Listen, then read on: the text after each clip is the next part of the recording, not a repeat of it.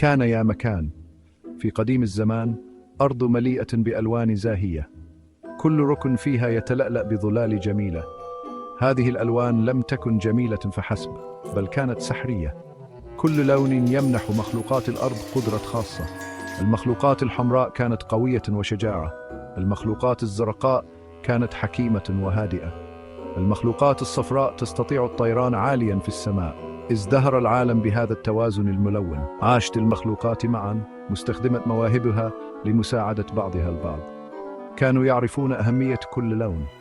كانت الحياة قوس قزح جميل في هذا المكان السحري. في هذا العالم عاشت فتاة صغيرة تدعى لونا. أحبت لونا جميع الألوان. كانت عيناها ساطعتين مليئتين بالفضول تتألقان كآلاف الجواهر. كان لدى لونا العديد من الأصدقاء، ولكل منهم لونه وموهبته الخاصة. كان هناك رولو، باندا أحمر لعوب يتمتع بقوة لا تصدق، كان دائما على استعداد لتقديم يد المساعدة. ثم إنديغو، بومة زرقاء حكيمة ذات حضور هادئ، قدمت إنديغو التوجيه بمعرفتها. وأخيرا كان هناك صني، فراشة صفراء مرحة تجلب الفرح أينما حلقت. في أحد الأيام حدث شيء غريب. بدأت الألوان تتلاشى، أصبحت الأشكال النابضة بالحياة باهتة وشاحبة. بدأت القدرات السحرية للمخلوقات تضعف. شعرت المخلوقات الحمراء بقوتها تتضاءل. كافحت المخلوقات الزرقاء للتفكير بوضوح. لم تعد المخلوقات الصفراء قادرة على التحليق في السماء.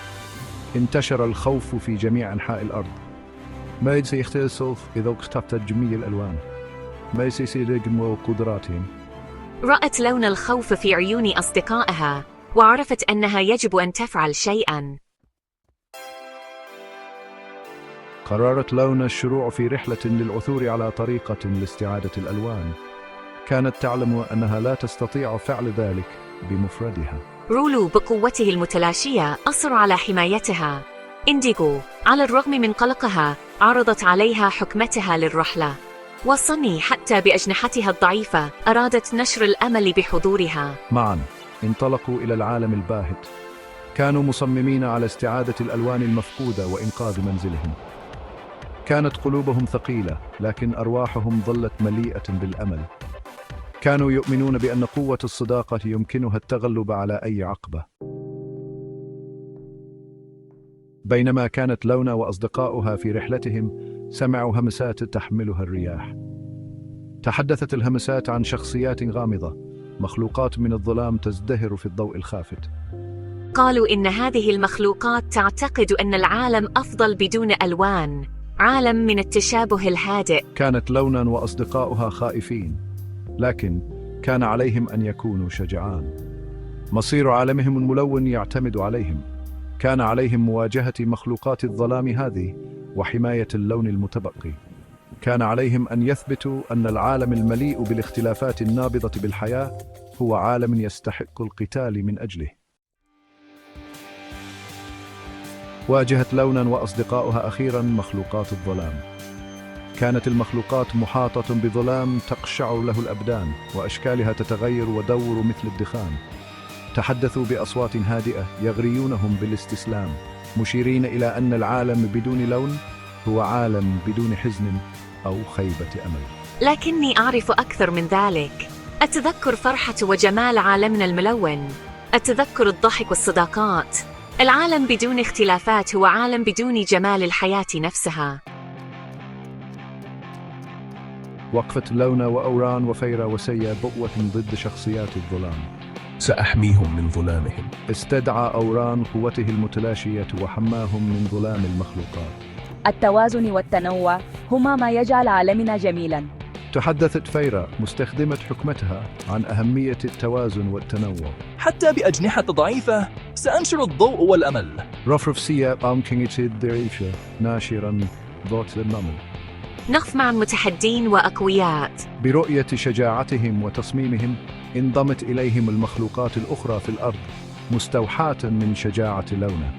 وقفوا معا جبهة موحدة من الأحمر والأزرق والأصفر وكل لون بينهما. ضوءهم المشترك يدفع الظلام الزاحف إلى الوراء. بايمين كيس من يدي سانسوراوية.